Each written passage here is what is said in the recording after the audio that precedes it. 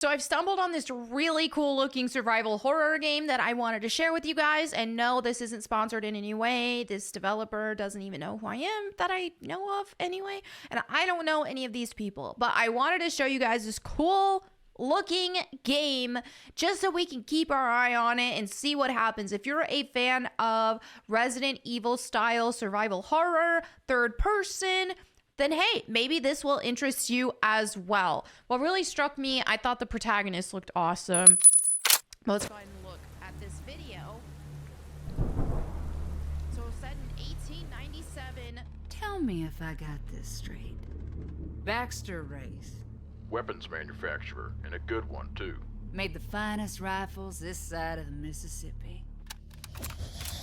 He made himself a damn fortune selling those guns. Used it to build his sweetheart a lavish estate up in the mountains. Then poor Bax passed away, heartbroken and miserable. I like the braid. I'm a big fan. Y'all know, Tomb Raider vibes. After she up and died of consumption. It's just about the size of it, Deputy. But what do you care? I mean, both these folks been dead and buried going on 30 years now. Well, then it's awful kind of them to send me a wedding invitation, ain't it? And I reckon it's time I pay 'em a visit.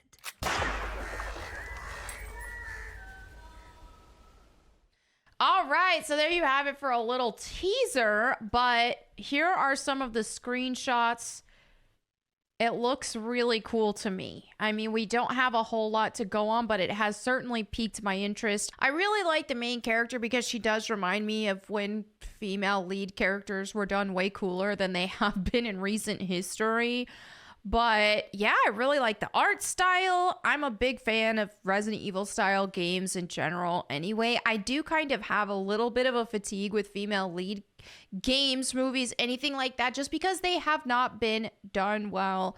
But hey, this might actually be good. So it's definitely worth keeping our eye out for. So the planned release date is to be announced. We don't know when that is. So we know the game is set in 1897. It's definitely got an Old West look to it. And I love that kind of setting anyway. And especially with horror, I think it could be really cool. So she receives a wedding invitation from two long deceased lovers.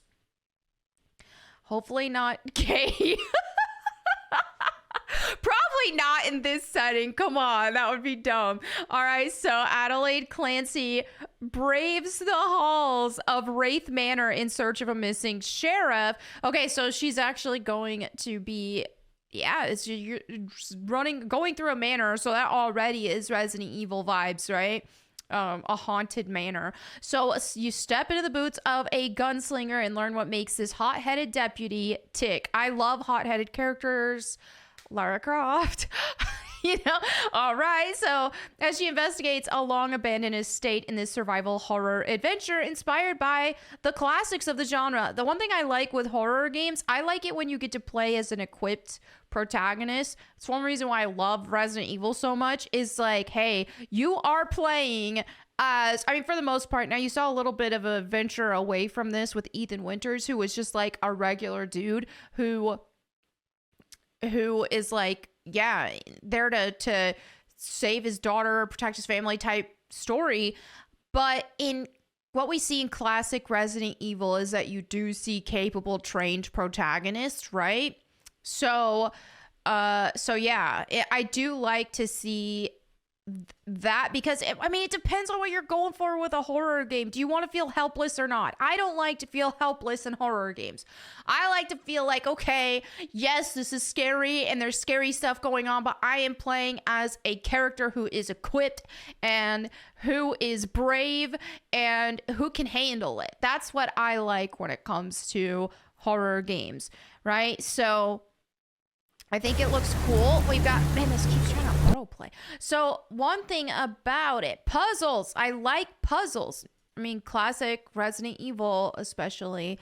Had some really good puzzles, shortcuts, hidden secrets. So this definitely seems to be inspired by Resident Evil, as they said, inspired by the classics. Escape won't be easy. Interact with the environment to open new routes and collect treasures and slowly unlock more of the once beautiful home and its grounds. They typoed that. They need no apostrophe. Anyway, learn what happened to Shutter, the estate, decades ago and uncover every detail of the manor's gruesome history. Okay, so mature content. I'm sure it has some gore. Graphically stylized, the game contains imagery of violence, death, and gore that some may find disturbing. That's to be expected with this kind of game. Also deals with subjects like depression and suicide and tobacco and alcohol consumptions, to be expected. All right, well, I think this actually looks interesting. I'm going to keep my eye on it.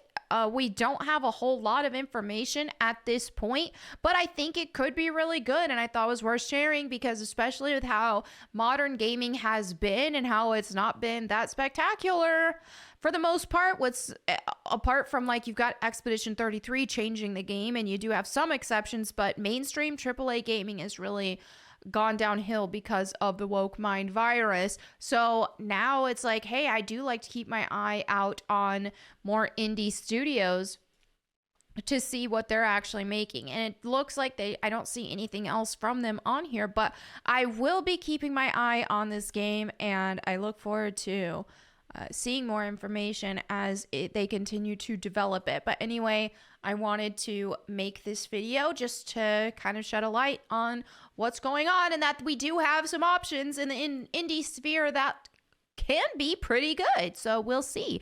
Let me know what you guys think in the comments below. Thank you so much for hanging out with me today. And of course, as always, if you want to hear me read the Bible to you or talk about a bunch of Christian-based topics, I would love to see you on my Bible channel at Bible Time with Melanie Mack. Thank you all again. I'll catch you next time. And in the meantime, go boom.